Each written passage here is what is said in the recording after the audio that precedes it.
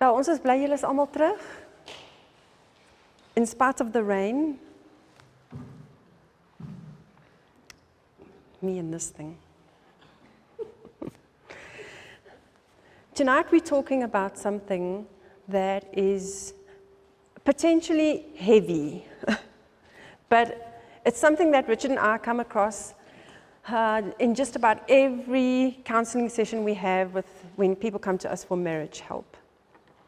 And we've just learned that we can try and get couples to do all the nice things, like bring each other flowers and say the right words and do all those nice things. But if we don't deal with the underlying issues, the roots of the problems in the relationship, then all that stuff is just surface work. And we're not getting to the root of it, of the problems. And so tonight we're going to begin sharing with you what we feel is the bottom line for healthy relationships. And it's not just for marriage, it's for any relationship that you have with anyone. And I'm hoping that you will see why as we go on. But it's not only for relationships and for marriage, but we also believe that this work that we're going to be sharing with you tonight is the work of cooperating with God in the sanctuary, doing the deep work of searching our hearts and finding out, where does my stuff come from? Why do I do what I do? Why do I respond the way I do? Why do I react to certain people, to certain situations? Why do certain people irritate me? Why do I sin? Because there are roots to our sins, and there are reasons why we turn to sin. So yes, this is marriage, but this is also a big picture of cooperating with God in the sanctuary and allowing God to search our hearts. Now, I chose this picture of suitcases because we have a saying when we do relationship seminars for young people, we talk about how every person comes into a relationship carrying a little suitcase. And in your suitcase is your junk. Your realities. Your baggage. Yeah. And so each one of us comes with some baggage that affects the relationship. And so tonight we're going to be starting to open those suitcases and take a look at the baggage that's in there. This can be a bit of a controversial issue, and I know sometimes people push back against it. Well, because it's hard. It is hard, and it cuts to the core, and it might be challenging your understanding or your comfort zone or the way you understand things. So just sit tight, listen. We actually deal with some potential negatives in the process. So I don't know if we can have time for questions. Maybe not now tonight, but we are willing to answer questions anytime if there are questions. But so young or old, it is applicable. It actually fits in also with the parenting session we had last night. It all fits. It just all fits. So I hope you see it fitting. Okay, we want to start with Hosea 4 verse 6. My people are destroyed for lack of knowledge. We know a lot of stuff, don't we? And yet, what Richard and I have seen, we've seen people who are faithful churchgoers, missionaries for God, working for God, and yet their relationships are a mess. Their personal lives are a mess. Why is this? When you believe truth, but your life is not adding up, your life is not matching with that truth. Why is that? And we believe that this verse in this context applies to we don't know. There's stuff we don't know about ourselves and why we do what we do. And so this is what destroys us. This lack of knowledge destroys us and our relationships. So Hebrews 12 verse 1 says, wherefore, seeing we also are compassed about with so great a cloud of witnesses, let us lay aside every weight and the sin which doth so easily beset us, and let us run with patience the race that is set before us. And we want to focus on laying aside every weight and the sin that so easily besets us, the things that trip us up so easily. These are weights that we carry, the things from our past that have affected our lives are weights that we carry, and in effect, those things that have happened to us and the lies we believe as a result of those things cause us to choose sin. Why? Because we're bad people? No, because most of the time we choose sin because we're trying to numb some kind of pain. We're trying to escape some kind of pain. So, let me just go back there. That knowledge that we're looking at is the knowledge of our past emotional hurts and the effect that they have on our current behaviors. And these are the things that weigh us down and cause us to sin. So it's been said that no one escapes childhood unscathed. You can come from the best home and still not escape. Why? Because we live in a sinful world. So it's not to say that everyone suffers through terrible childhoods, only that each of us endures our fair share, or in some cases, more than our fair share, of difficult or even painful emotional experiences during childhood, adolescence, and young adulthood. So these things happen to us. Things happen that hurt us. And it's our emotional memories, and actually not just the memories, but the lies we believe as a result of those things that have happened to us, that often have a significant impact on how we conduct ourselves in our relationships, how we relate to people, and the choices we make. And this really affects this relationship. Well, we're going to get into that, yes. And in other words, our past experiences and relationships have a profound influence on the people we are drawn to, and also on how we think, feel, and behave in our present relationships. So whatever's happened to us has shaped us and molded us, and has pushed us in a direction, and it makes us choose certain people. It makes us drawn to certain people and pushed away from certain people. And that's not necessarily always a healthy thing. So this is why we need to take a look at this stuff. So our responses and our behaviors stem primarily from the emotion of old memories. And actually, it's not just the memory itself, but it's the lie that Satan wrote on our hearts as a result of that memory. And it's not just the present situation that's causing us pain, but usually it's backed up by a whole bunch of junk that's buried in our suitcase. So, in his book, I Don't Want a Divorce, Dr. David Clark says, every person, that's right, every person has some unresolved issues connected to past relationships. These issues always, that's right, always transfer to a marriage partner and cause all manner of intimacy-killing mayhem. So as much as we think, I'm fine, I've pushed it all into the past, I've buried it, I'm not going to think about it anymore, it's there unless we deal with it. It is going to be transferred to your closest relationship. I tell you, you can't deny it. Our own experience, as we've worked through these things, we've seen it, and we've seen how it's impacted our relationship. We've seen it with others that we've worked with. It is so real. It's actually quite uncanny. This is why we're passionate about it. Because you can go to self-help marriage workshops, and you can go to Dr. Phil and Huisgenoot and get all the tips. Unless you get to the core, the issues do not go away. We can sometimes put plasters on, but not get to the core of the problem. And we're going to dig into that tonight. But before we do that, we want to put a few ground rules in place just to keep us from running down negative pathways. This is not meant to be a criticism of anyone's parents. Okay? This is not about criticizing anybody. We are simply looking at the facts that affect every one of us in similar ways. Our parents had the same issues. They also had lies presented into their minds and their backgrounds, and that affected the way they treated us and others. So it's not a criticism session. Most parents do not go out and hurt or damage their children on purpose. And we say most, and it really is most. You may get a handful here and there. They do it ignorantly. And that's the sad part. I have not come across a parent yet that we've worked with that takes joy and pride in harming and damaging their children. They feel such remorse and such pain. And when they understand it, it's like, why didn't I know it? I could have prevented. Okay, so it's not a parent bashing session. Please get that into your mind. The second point, this is not a pity party. It's not navel gazing. We are not looking for a bunch of excuses so that we can pity party. Come on, boys. There's no lollipops and sweeties there, see?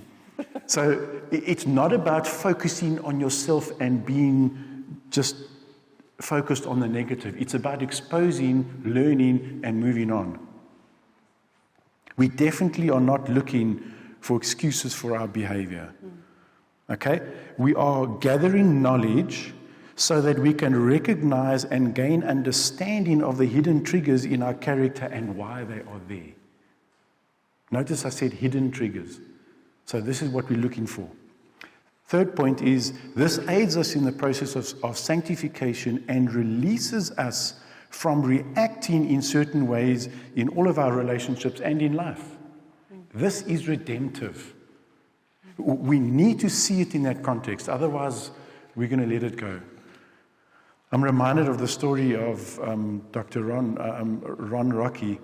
He's a pastor. Him and his wife are both psychologists, Seventh-day Adventists, and this is where we started learning this information from them. And he tells a story of how that he was 20, 30 years into his ministry, a pastor. And even after being so long with his walk with God, when his wife would bring him a cup of tea that he asked for, as she would bring it to him, he would snap at her and be harsh on her. Why? And when he started digging and started understanding, he started to dig to why does he do that? And it turns out, as he started unpacking, which we're going to share with you how we do this tonight and tomorrow, he actually recognized and understood that it took him back to his childhood. Him and his brother and sister were very abused by his parents. A very harsh home scenario. The children were usually just sent to their bedrooms when visitors would come, and that's when the cake and the cookies would come out when the visitors would arrive, and the kids would have to go and stay in their rooms and just stay there until the visitors are gone. When the visitors are gone, it's back to the anger and the harshness. But visitors there, mom and dad was polite, and this is how he grew up. So in his mind, he associated tea with what? Absolute rejection. So every time, even after 30 years of being a pastor and walking with God, he's still reacting to his wife in a negative way. The fourth point that we need to look at is that the way that the child experienced or perceived an incident or behavior of their parent is the way it is for the child. This is a very important point that we need to get. If your child comes and speaks to you about something and you just shut them down, I didn't mean it, or you got it wrong, that is so demeaning to the child's emotional development. Even if the child did get it wrong, you still need to acknowledge how the child felt, and then you can quietly and carefully correct it. Whether the parent meant it or not, parents must acknowledge the feelings of a child, otherwise reconciliation is going to be difficult. And this is where rebellion and issues starts developing. It's the way that we treat our children, not that we have. And we need to be willing to engage. So I think the point that needs to be taken here, as parents, we are the stronger one in this relationship. We are the dominant one. If the weaker one comes to you, and this actually applies to our wives as well, men. If your wife comes to you and wants to speak to you, we need to respect that, especially as parents. Fifth point, all of these background issues, every one of them are fixable. This is the good news, and this is what it's about. It's about God revealing these things to us so that He can heal us and fix us, so that we do not transfer to the next generation what you and I experienced. Very important. The last point before we get going is you need to go to God and to ask Him to direct this process in your life. It is very important. If you don't want it, it ain't going to happen. You need to want it, and you need to go to God and give Him permission to do whatever it takes to bring you to the point where you can heal from these issues in your life. I guarantee you, He will do that. That is what He is doing right now. So the devil has an agenda. At the core of every person, he has managed to implant a lie. You are worthless. You're nothing. You have no value. And that lie looks a little bit different for each one of us, but that's the bottom line of it, that each one of us is not worth anything. Now, how does that happen? It comes to us first through inheritance, because, believe it or not, studies show that emotional pain and damage that parents go through gets passed on in the DNA to the children. So, they've done studies and of descendants of people who were in the Holocaust, in Auschwitz, and those grandchildren even have trauma because of what their grandparents went through. So it gets passed on from generation to generation in the DNA. So it's not only passed on to us, but then it is confirmed by our environment. Things happen that confirm that lie. And the experiences of life that bring damages to us just confirm it over and over and over again. So that could be any kind of rejection, it could be any kind of abuse, it could be just neglect, it could be emotional abuse, just bad things happening. Any kind of trauma that happens just confirms that lie. And so as children, we take responsibility for that, because that's what children do. It must be my fault. I must have done something wrong to deserve this. I must have brought this upon myself.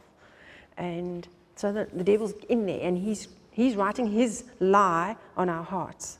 From the time before we are even born, he's busy doing that. So in the scientific realm, we know that there's the law of displacement. Do you know what the law of displacement is? That no two things can occupy the same space at the same time. It's pretty logical, right? You can't have water and air in a glass because it's either one or the other. It's pretty logical. And in the same way, in our hearts, we cannot have a lie and God's truth at the same time. We can have one or the other. And God is trying to get through to us to open up what's in our suitcases, what's in our hearts, and dig up those lies so that they can be replaced with His truth. Because Satan got in. He took his chance and he got in. He got in way back at Adam already and started back then. And he knew that if he starts this process, we will continue it by just passing it on to the next generation. Because damaged people damage other people. Hurting people hurt other people. So God wants to reveal these things to us. And Daniel 2, verse 22 says, He revealeth the deep and secret things. He knoweth what is in the darkness, and the light dwelleth with Him. So God knows exactly where those lies lie in our hearts, and He's the one that can open up and expose them to us. So our emotional pain and the sins related to it can be overpowering unless we understand why we do what we do. Why do I do this? Why do I get irritated? Why do I not like controlling people? Why do I avoid certain situations? Where does this come from? Number 2 is we need to recognize and acknowledge the damage done to us. Yes, this is what happened. This was a reality in my life. And then we need to take a responsibility for our actions and own the damage and decide, I need to do something about it. And I'm the only one that can. And we're going to say this over and over again. It's not your fault, but it is your problem. The damage that is. It's not your fault that you were damaged and hurt, but it is your problem. In other words, you are the only one that can do something about it. So there's no point going through life and saying, I can't help it. So-and-so did this and this and this to me. That's why I am like I am. If we're going to use that as an excuse, we are not going to grow. And our relationships will be unhealthy. And then we need to learn to use the weapons that God has given us so that we can have victory and so that we can grow and change. Okay, so why do we need to deal with the past? I want to just add in a point here on our list, because when Jen said a few minutes back that the lies that Satan places in our minds is that you are worthless and you have no value. That equals rejection. Okay, and he does it in slightly different ways, but that's the bottom line. And do you know why he does that? Do you know why he goes at that one? That you are no value, that you have no value and you're worthless. Because that is the best way that Satan can get to the heart of God. Do you know why? Because God is so passionate about each one of us. He is over the moon, as it were, about you and me. Now, you just think about how you feel towards somebody really deeply. And if they can't accept or receive your love, how that really hurts you. So in making us feel rejected and unloved and of no value, that's how he gets at God's heart. Because we are unable to receive his love. And God is love. Love is the catalyst for us to want to change. So he keeps us caught in our sins because we can't receive God's love. Why? Because we've received this message. You are not worth anything. Rejection. And he does it over and over. Jen mentioned it, she threw it in quickly. It begins in the mother's womb. Babies can sense rejection by the way the mother is feeling or the way the father and mother are interacting. So he starts at a very early age to get this lie implanted in us. So why do we need to deal with the past? So that we can come right with God.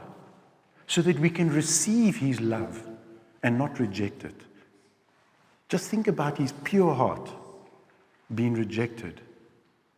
It's heavy. The devil is very wise in his plan. Second point is our early damage becomes the filter through which we see every experience of our life.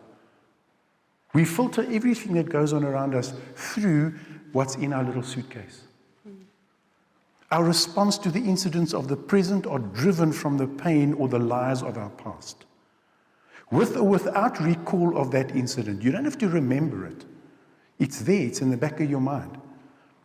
The resulting damage to our thoughts and our feelings drives our behavior in the present.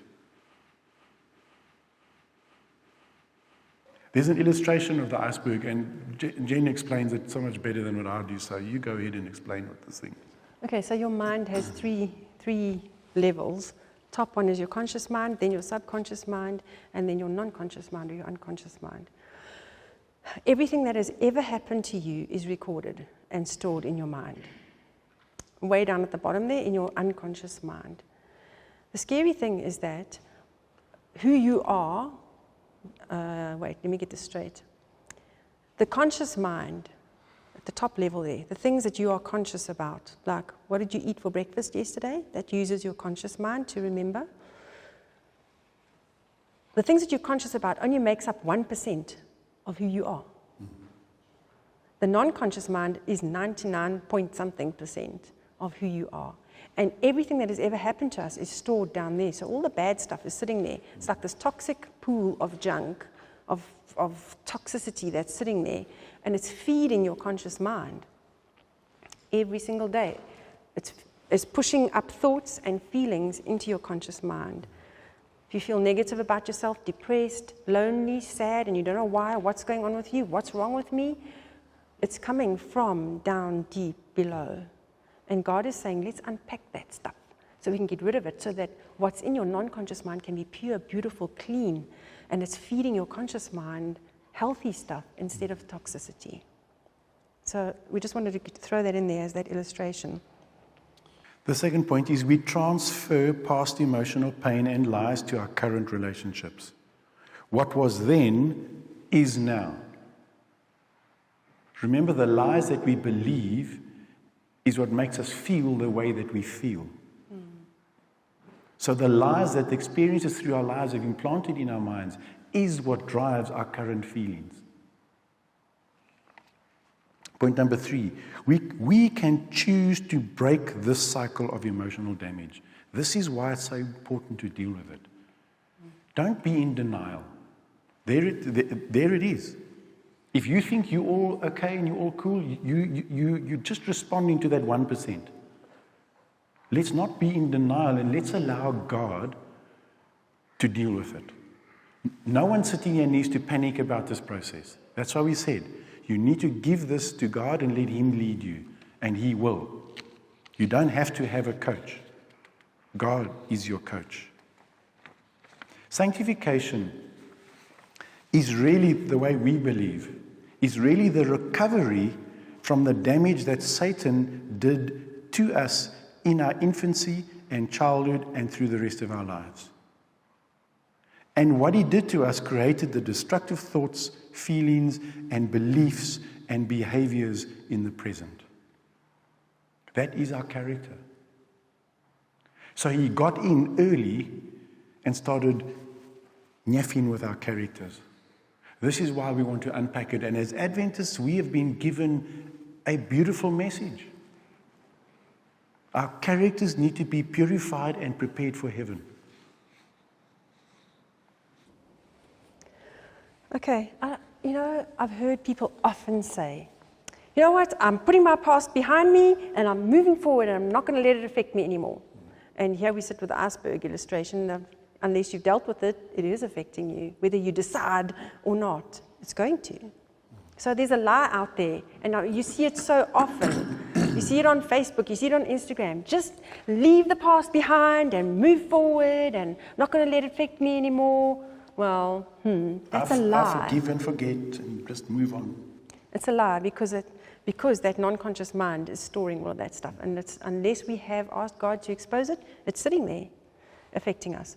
So we've got to look at the past because it affects every decision we make. It affects how we relate to people. It affects it's like the lens that we look at life through. It colors everything. And if I can give you a simple illustration of that.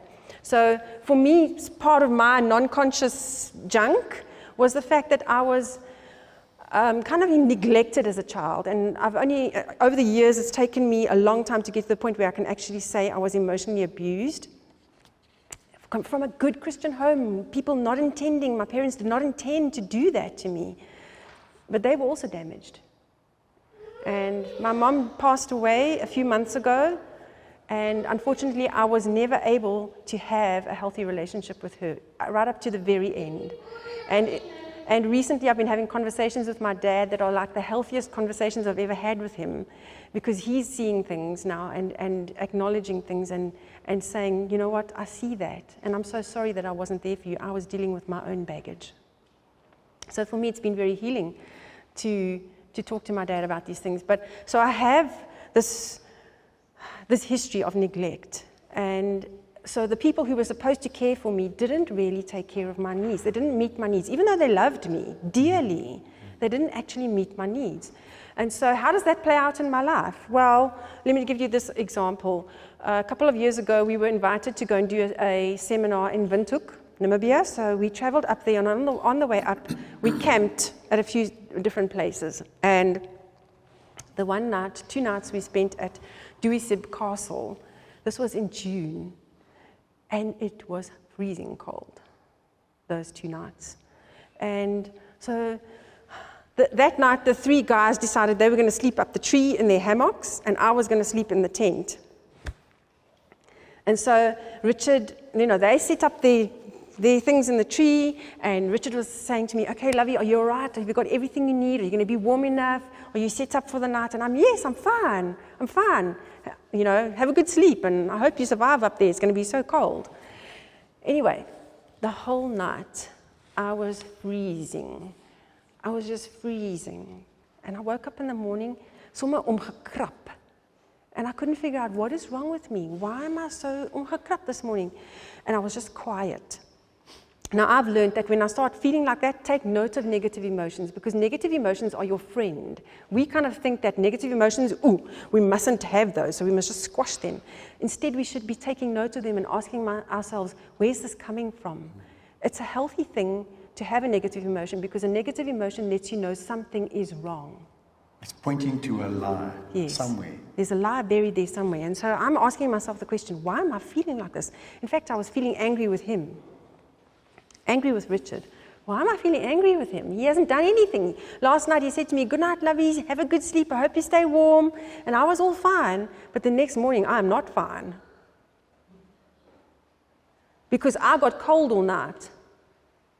And he should have taken care of me. That's now my lie speaking. My lie says, the people who are supposed to care for you don't. And I do. He does. I do. Over and over and over again, he does.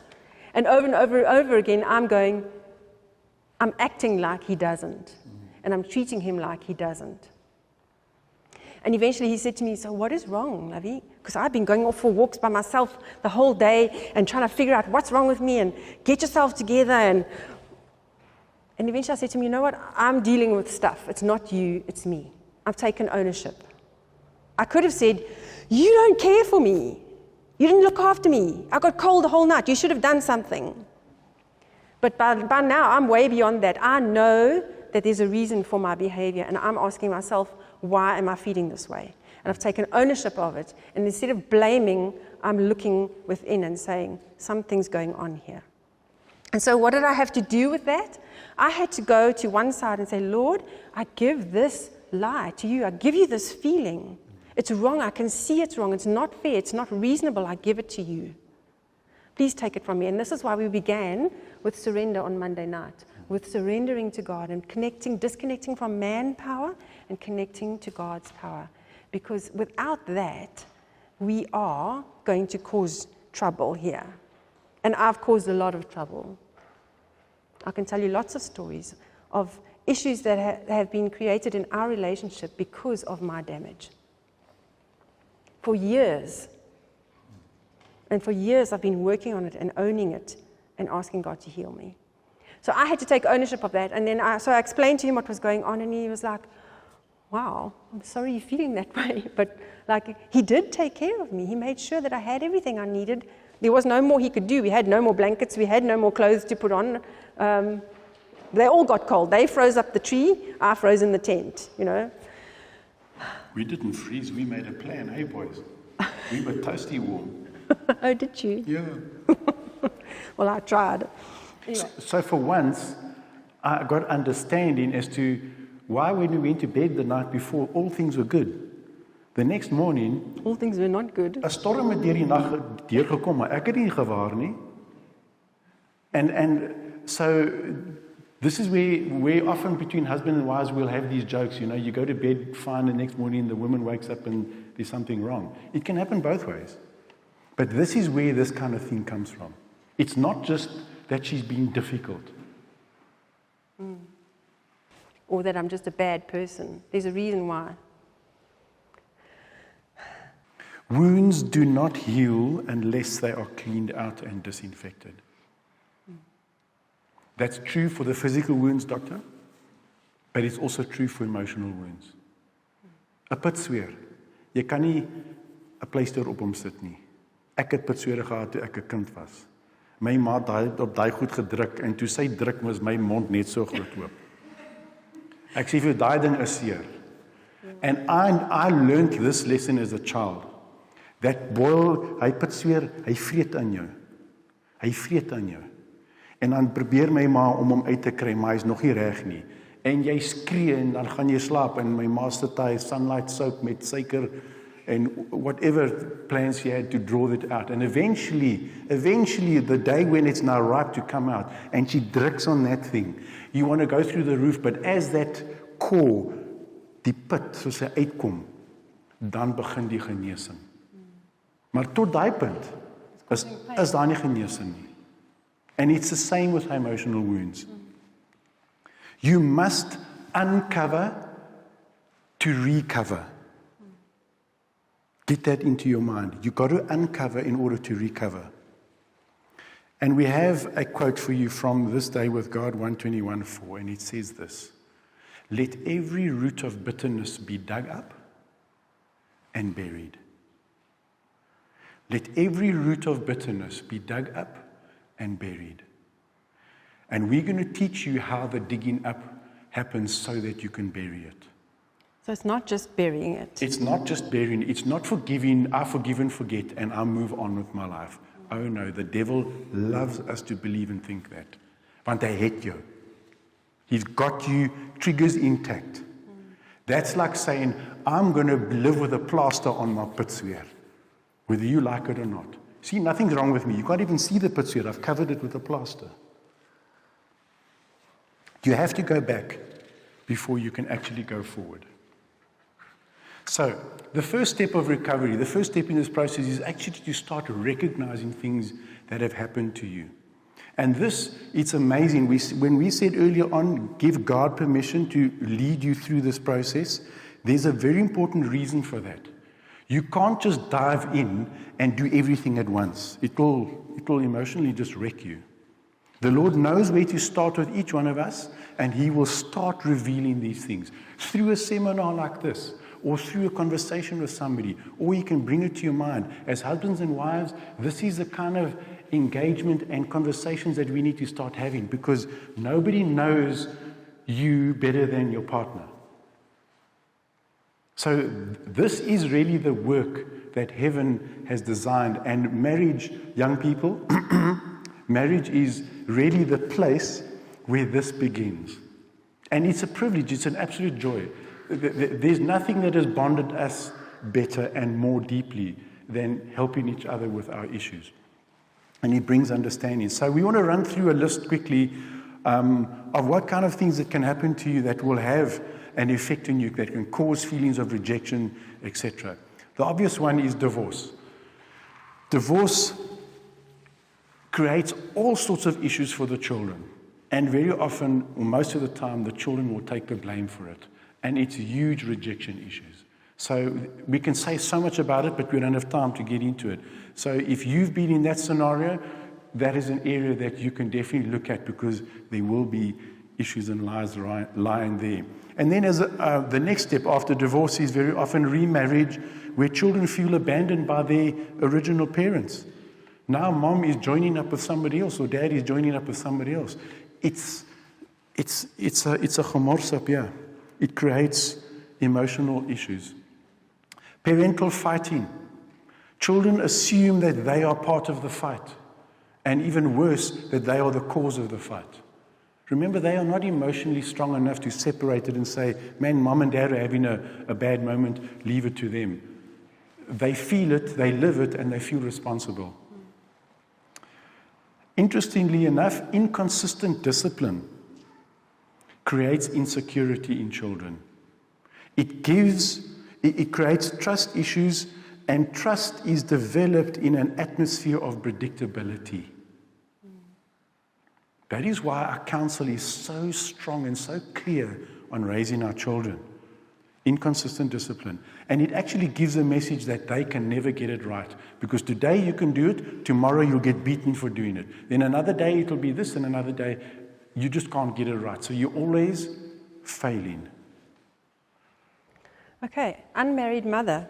And the reality of this is that the mother in this situation often feels unloved and rejected. And a child in the womb feels what the mother feels. So if the mother is feeling rejected, that child will also feel rejected. And it will be born with the default of rejection. An unwanted child, again, that child, at 5.5 months in the womb, a baby begins to respond to its mother's emotions. And so it will feel what the mother is feeling. If it's not wanted, it will know that it's not wanted. Even though it cannot think that, it knows it in its feelings. A difficult birth, when forceps are used or when the baby gets stuck in the birth canal, children will have to deal with issues of rage. Why? Because they are born with the perception that someone is trying to kill them. Now, an interesting thing my mum told me of when she was being born. She was born back in the day when you could not deliver your baby if the doctor wasn't present. And so when my gran was busy having my mom, busy giving birth to my mom, the doctor wasn't there yet, and my mom was actually coming out of the birth canal, and they were saying to her, you can't push this baby out yet. And they actually pushed my mom back into my gran's birth canal. That causes rejection. And what is that? What's that saying? We don't want you. Go back to where you came from. it causes emotional issues throughout life. And you know what? My mom acknowledged, she said, I'm a fighter. When people reject me, I'll just fight harder. She learned that from day one. As she was being born. And in fact, I think, if I remember correctly, my gran was very upset when she fell pregnant with my mom because she already had 3 kids in 4 years or something, and it was like another one, and, you know, she wasn't really that much wanted. And so that baby senses that. Not bonding with parents at birth.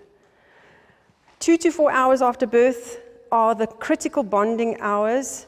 The baby must see the parents because they get the message of, I belong here. This is my home. These are my people. Now, if the child is taken away because of medical issues, put in an incubator, that child doesn't get that bonding. And they can go through life feeling like, I just don't belong anywhere. I don't belong.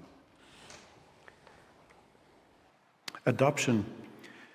In spite of even having loving adoption parents, they most likely still feel disconnected and empty as a result of being separated from their birth mother. Parents who are abusive to children or each other, this gives a message that they are not accepted. Children cannot separate themselves from other family members. You abuse my mother, you abuse me. No wonder there's a statement that I've read that says the best thing that fathers can do for their children is to love their mother. That's the best thing that you can do, dads, for your kids. Parental drug or alcohol addiction. This is an interesting one. Someone who is high on drugs or angry from alcohol or asleep from drugs is unavailable for the child. And the child feels disconnected, feels neglected. But worse than that, the roles are very often reversed. Because the parent is out of their minds or half asleep or unable to act, the child has to take the role of the parent. And that is very damaging. In other words, the message that the child receives, I want you to be an adult so that you can look after me. And that's not fair to a child. A child needs to be a child to develop emotionally. So that's placing far too much emotional pressure on a child. So all of these examples and others create in us a feeling of rejection and feed the lie again, you have no value. You have no value. Now there's also smaller things or maybe less dramatic things that can happen that can add up to this rejection in our minds and also produce seeds of resentment. And all these seeds in these experiences build up, they create anger and rejection. And then we come into marriage. Like Jane said, we bring our 2 little suitcases. And because we don't have the skills to unpack them and deal with it, and because I'm feeling so yucky and so rejected, and she looked at me all nice, so I latch onto her and we start a new life together because she is going to make me feel better. She's going to fix me. She's going to fix up that void that's in me. And so we start out with great intention and a great hope of being happy forever after, but after a few months and maybe a short while, the issues in our suitcases start dictating how we actually relate to each other. And if we don't get the right help, it will be a blow-up. And what happens? It's easy to get a divorce today. You just sign another paper. And you run off. And you think, oh no, she didn't make me happy, but she will, or he will. He's a nice oak. So we pick up our suitcase, but this time we don't have 1 suitcase. We've got how many? 2. My one from the beginning, but now we have a joint suitcase. So I run off to the next one with my 2 suitcases. And very often the other person has got 2 or maybe 3 or even 4 suitcases. And so because you're so desperately empty, you find this person and you so need each other, you get attracted emotionally, you get connected, and you just create the cycle even further and deeper. Do you see what happens to us?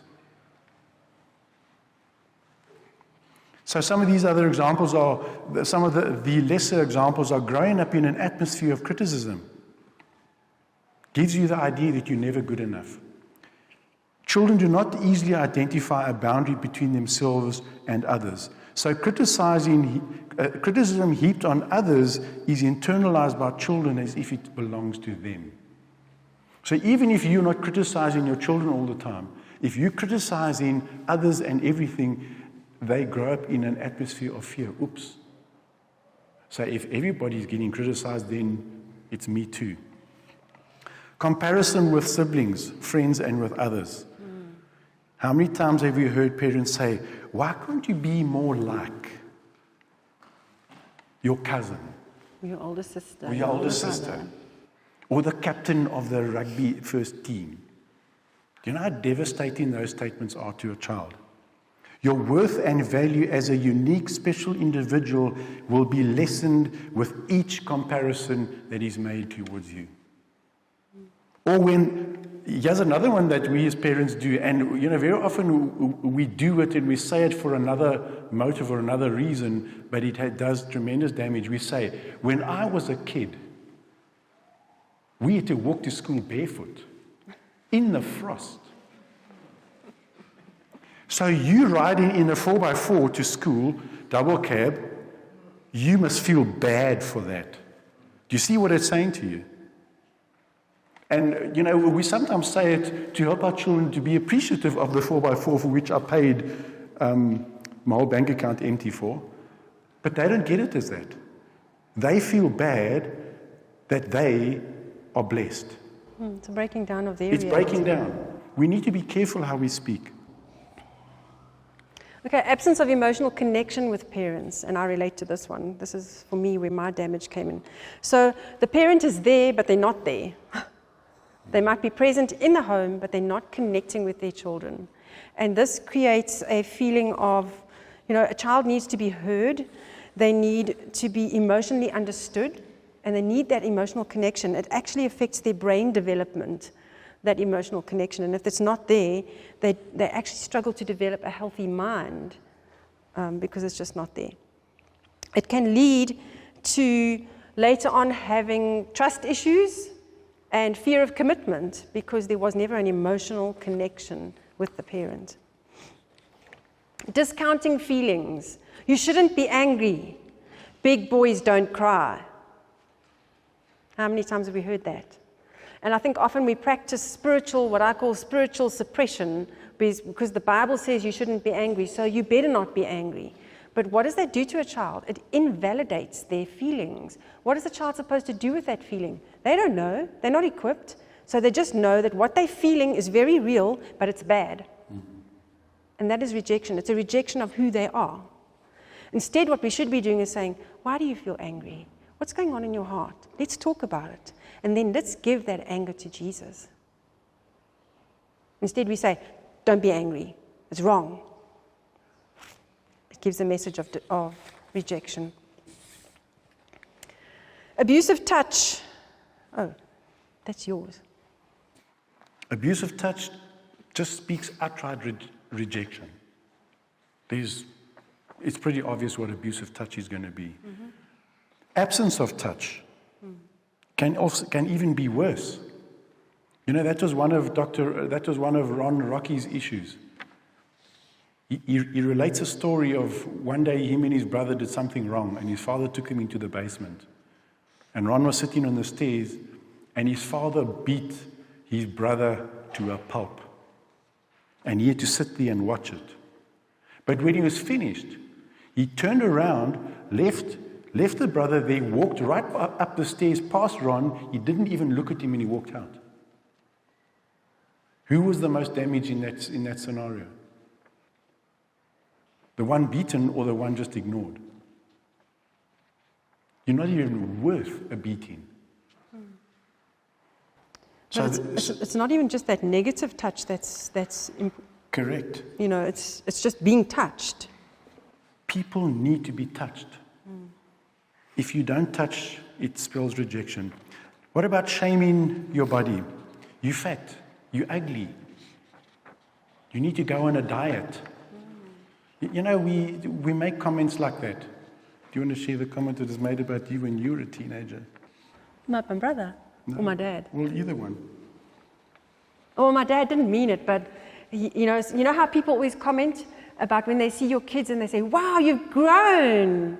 Well, my dad stood next to me and he said, yes, she's grown both ways, up and out. He was joking, but as a teenager, 13, 14 years old, ooh, that hurt. Gave me a message about myself. It was embarrassing. He didn't mean it to be harmful. He meant it as a joke, but it was hurtful. So the point here is, if you have harmed your child in a way like that, innocently, you didn't mean it. And as soon as you recognize that you've done it, you need to make it right. And if your child comes and speaks to you about it, the last thing you say, it was just a joke or whatever. No, you need to acknowledge that you hurt the child. That's what we said in the beginning. It's one of the conditions, one of the ground rules. Can I just butt in here as well? You know, just another thing is my brother once told me, "You fat, let me be your gym instructor." I was a bit thinner than I am now. And he told me I'm fat. And that created in my mind a picture of myself. I'm fat. Because you know what happens?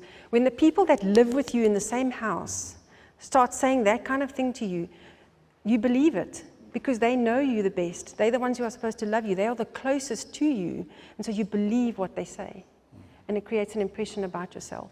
And so I landed up wearing huge baggy clothes to cover up my fat. And struggled with body image issues for years. Just because of simple comments like that. So that we have to be careful what we say. Because we believe it. Our children take it in and they believe it as truth. Just to take that point a bit further and how young people actually interpret situations like that. So because you feel bad about yourself, the first guy that shows you attention, you latch onto. Why? Because you're so insecure. Whereas if you're more secure about who you are and what you look like and how you felt, you would maybe be a little bit more careful about just letting any guy come and be your Mikey. And so because we're emotionally empty, we just accept the first thing that comes around. Dads, we have a very, very important role with our girls. If we don't validate our girls and our girls don't feel like I am daddy's little queen next to mommy, the next guy that comes around and lets her even falsely understand that latches on. These are the kind of things that we need to be aware of. And these are the things that affect us. Okay, so shame created by behavior of parents. If your parents have been drunk half their lives or live in a complete mess or are loud and have rude behavior in public, they embarrass and shame their children. We know of a lady that has really struggled with this. And her dad has really affected her. And we were actually quite surprised as to how hurt she was about that. Yeah. Expecting children to know something without proper instruction or time to learn. Oops. And I was guilty of that. Give them instruction to do something, but they don't know how to do it. And then when they don't, you get irritated, and your irritation gets spilt onto them. That is so unfair.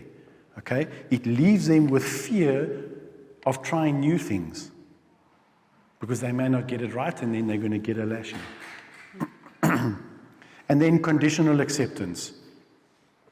Mommy will love you if you do the dishes for me. Or I won't love you if you don't. We've heard that.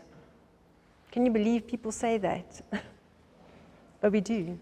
People say it. So I want to go back to something of how our brains function. So we've got all this stuff. Now, what do our brains do with that? If it's painful, what do? You bury it. Remember the iceberg? We just push it down. And if you push it down long enough, it goes into not just suppression, but repression. In other words, you can't even remember that it's there. It's gone. But it is there. It's affecting you. So your brain is designed by God to just push those things down because they're too painful. And so God's safety mechanism, it's like his safety mechanism to protect yourself so that you can survive the pain.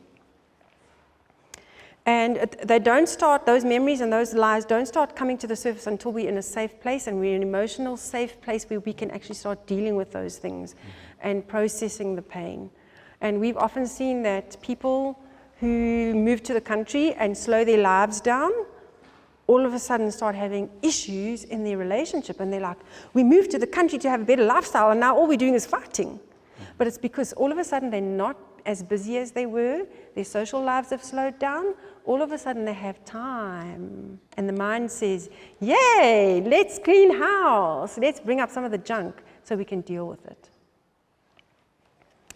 It's usually from the age of 35 to 50 that the stuff starts naturally coming to the surface and starts impacting your life, and you start having depression and fits of rage and all sorts of things that you just don't know, where is the stuff coming from?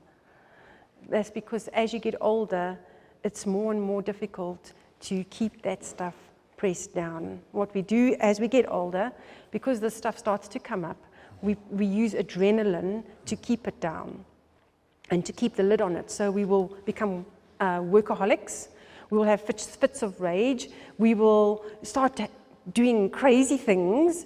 Excessive exercise. We'll do excessive exercise, just all sorts of weird behaviors, because that's what helps us keep the lid on our stuff, because we're not able to just keep it suppressed all the time. So can I just say something on that? The interesting part is that when it comes to us as Christians, when the adrenaline starts getting less, then we start piling on the outside works to keep ourselves from feeling bad. Mm-hmm. And how do we do that? We start working harder for God. Mm. And we work harder and harder and harder. In the meantime, we are suffering from the internal rot. And because we're not slowing down and dealing with it, we put more into it. But the problem is when you get older, your adrenaline, your ability to use adrenaline just starts to dwindle, and then the issues just start bursting through. So we're not saying here to young people, you need to understand, you can work on your stuff proactively. You don't want to wait until it starts pushing through like a volcano. Yeah. So tomorrow night we're going to explain in depth how we actually do this. How do we deal with these issues? So it's important that we understand that. Okay, so we've dug up a lot of junk. And what does God say? What does God have to say about this? Because He knows that this is the condition of our hearts. He knows that this is the reason why we do what we do, and why we turn to addictions, why we turn to pornography, why we turn to shopping, why we turn to music, movies, reading, whatever your thing is that you go to escape. God knows that that is why we do that. And He wants to get us to the point where He says, let's get rid of that stuff so that we can be free of the things that you're addicted to. It may even be food. And just by the way, food does comfort. Why? Because your mind cannot deal with, your body can't deal with food and painful emotions at the same time. That is why when you're feeling upset and you go and eat, I feel better. And so we learn, when I'm upset and I eat, I always feel better. And that becomes a habit. That when I'm upset and I'm feeling in pain, emotional pain, I turn to food. Now, some of us turn to food, others of us turn to whatever our thing is. So it may be movies, and a lot of people get addicted to movies just because it's an escape. And those things get a hold on our lives, and they hold us in bondage. And God is saying, I want you to be free.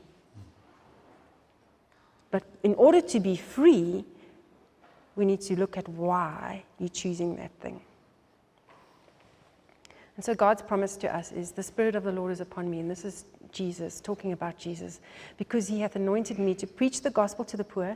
He hath sent me to heal the brokenhearted, to preach deliverance to the captives, people who are caught in sin, and recovering of sight to the blind, so we can see why we do what we do, and to set at liberty them that are bruised, and every one of us is bruised. This is the reason Jesus came, not just to die on the cross and save us from sin, but actually at Calvary, he took your emotional pain. Isaiah 53 says, he was wounded for our transgressions, he was bruised for our iniquities.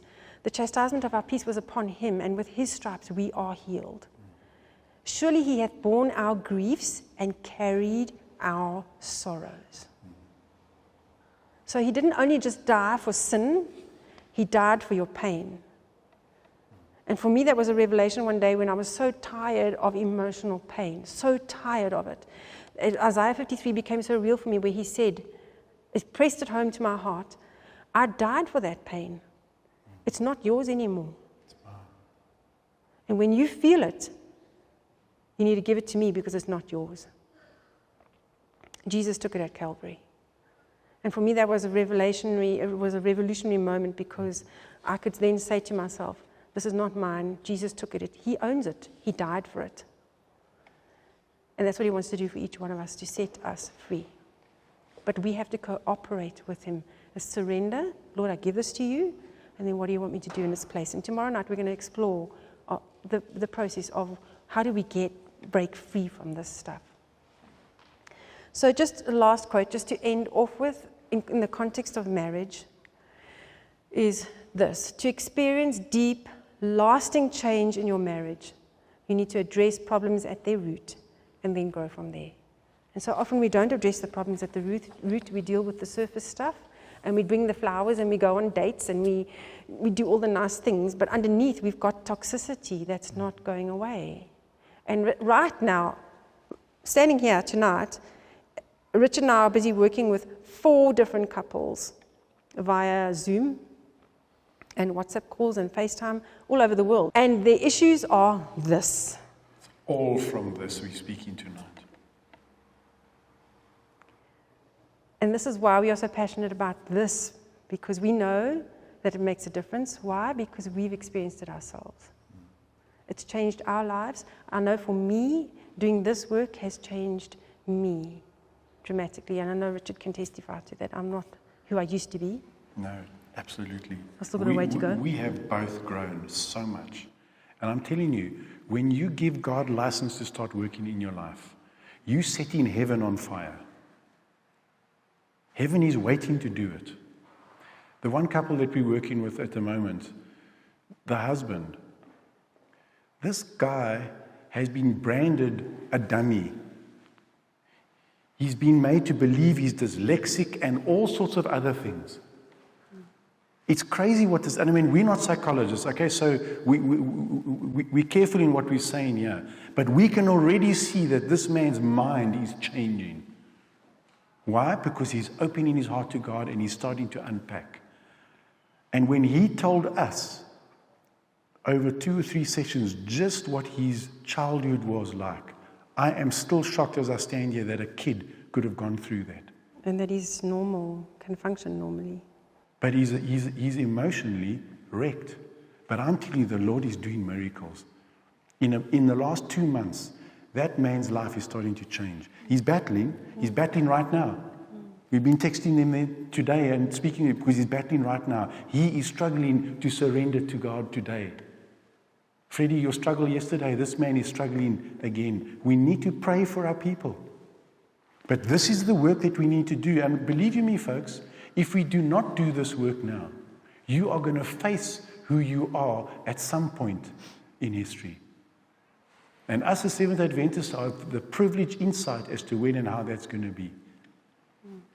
If we don't cooperate with Jesus in the sanctuary now, when Michael stands up and leaves the sanctuary, the work is over. We are sealed. Probation closes, we're sealed.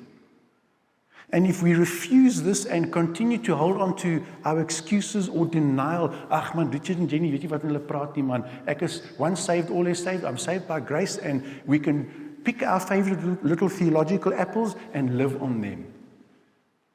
The reality is that when Michael stands up and leaves the sanctuary, it's over. And where you'll face yourself without Jesus in the sanctuary, if you don't do it now, is at the third coming, when the New Jerusalem comes down. and settles on the earth. Go and read in Great Controversy. I'm going to be sharing some of those quotes on Sabbath, where you will face yourself the way you are, because the Bible tells us every head will bow and every tongue will confess. I'm paraphrasing, I don't have it verbatim.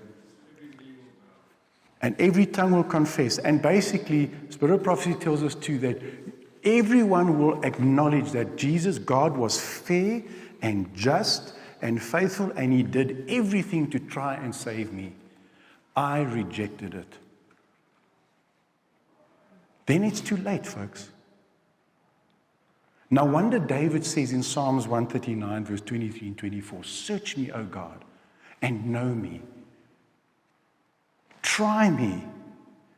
And then what does he say? And know my thoughts. And then comes verse 24, and see if there be any wicked way in me, and lead me into the way everlasting. But that see if, he doesn't use those words for nothing. He's already asked God to search him and to try him, but now he says, see if there be any wicked way in me. And that word wicked in Greek speaks of bodily and emotional pain. God's not stupid. He knows that iceberg. He knows exactly how the devil is playing games with you and I, and he wants to set us free.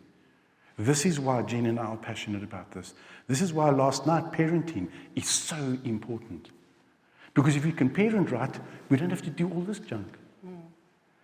To this young couple that's just gotten engaged, you guys are so blessed to have heard this message before. And I know I'm picking you out now, but I'm doing it kindly and gently. You have a responsibility, but you have the privilege of knowing. And if you cooperate with God, you're going to start your life together on good ground. Not like us older guys that have had to fight and grind and live with and now unpack. So the way that we parent our children, we prevent. Prevention is better than cure. We understand that. So you guys are lucky. You're blessed. I wanted to take us back here. God offers us hope. There's so much hope with Him, and there's so much healing with Him. And the guy that Richard was talking about just a few minutes ago, his wife last week said to us that she was seeing the best psychiatrist in the country. And he never got to where we've gotten with her. Why? Because we have God.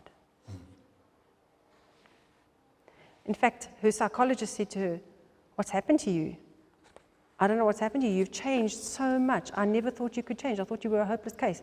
This is a person who's been suicidal, tried suicide a number of times, been in and out of mental asylums, on medication. She has an encounter with God, learns how to surrender, and her life is transformed. We didn't even know what we're teaching you tonight back then when we started working with her. All that we taught her was how to surrender in the moment. And she started surrendering. She started cooperating with God. And that's why we said to you in the beginning, you need to ask the Lord to take control of your process of healing. You don't need Richard and Jenny. You do not necessarily need a psychiatrist. Now, there are times that you need, I know there are chemical imbalances and things that go wrong. We don't know enough about that, so we're not throwing it out. But we have had psychologists in our sessions saying to us that what we're saying is true. Psychology can't bring you to Christ.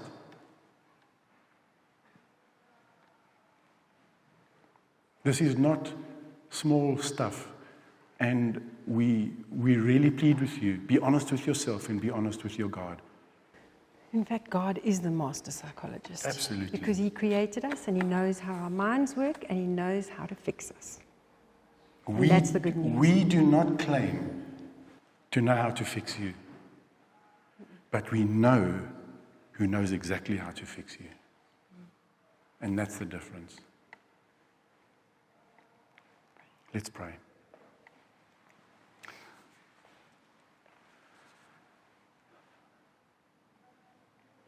Father, it's not often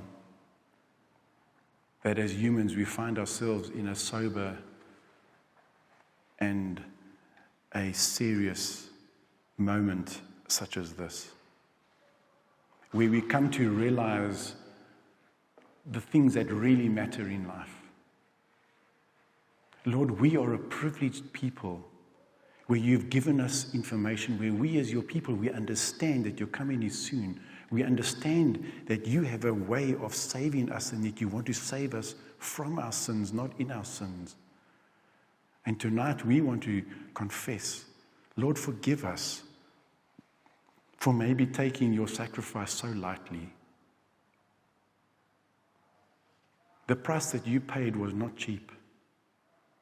But truly, you offer us an easy way out if we will just come to you. And we thank you tonight that we have the privilege of surrendering to you in the moment and having our hearts and our minds and our wills changed.